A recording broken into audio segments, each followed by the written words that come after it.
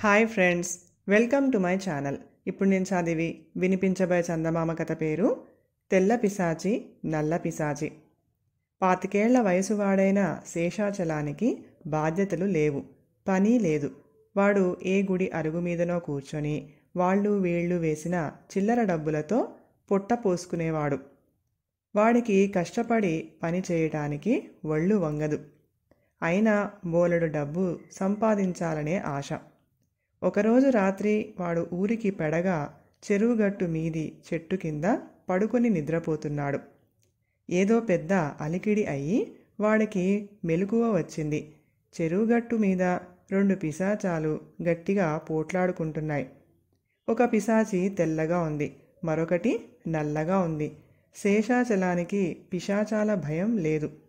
వాడు లేచి కూర్చుని అర్ధరాత్రి ఏమిటి గొడవ, ఏ వల్లకాటికో పోయి చావండి అని కోపంగా కేక పెట్టాడు.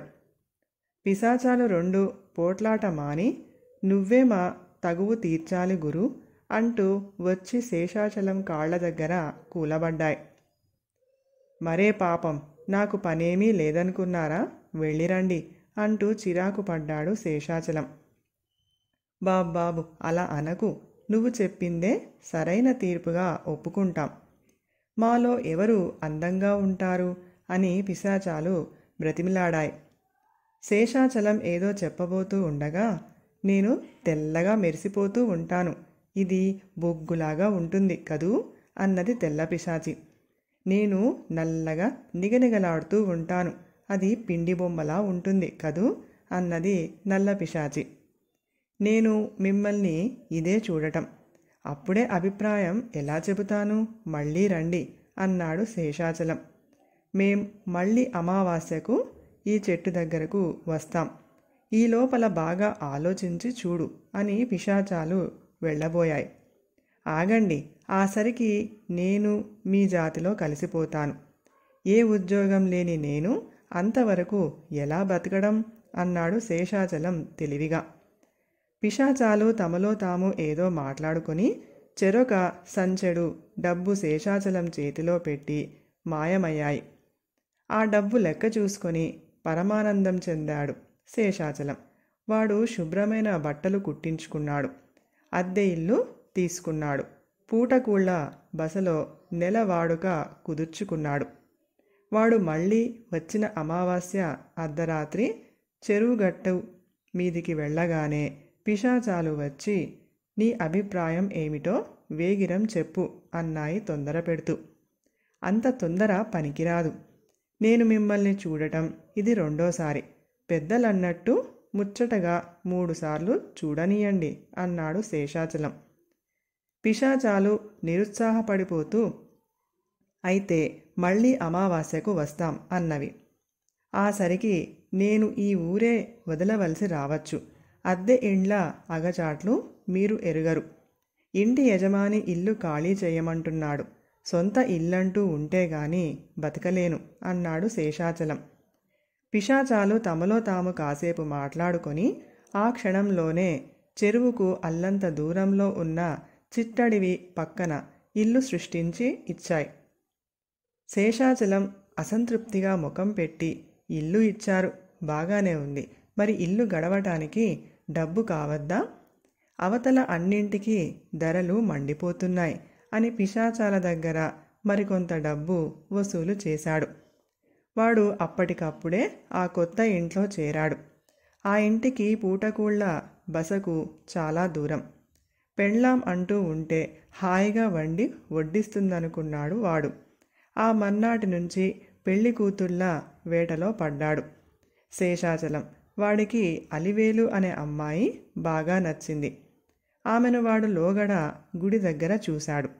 ఇటువంటి సోమరిపోతులకు భిక్ష వెయ్యకూడదు అంటూ ఆమె శేషాచలాన్ని చీదరించుకొని పక్కనే ఉన్న గుడ్డి ముసలిదానికి చిల్లర డబ్బులు వేసి వెళ్ళిపోయింది.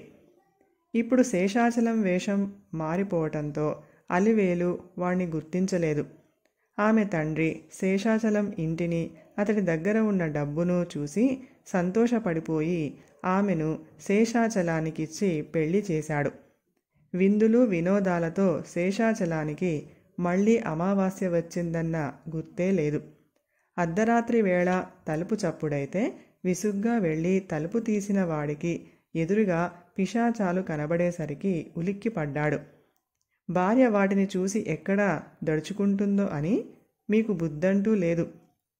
ఏకంగా ఇంటికే వచ్చేయడమా?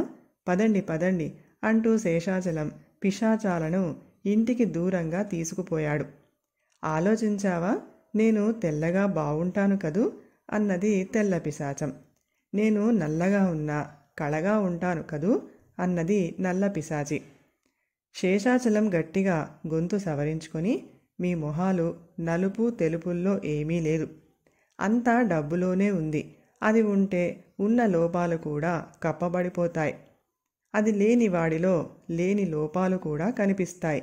నా దగ్గర డబ్బు లేనప్పుడు నన్ను చీదరించుకున్న మనిషి డబ్బు చేరగానే నన్ను సంతోషంగా పెళ్లి చేసుకుంది.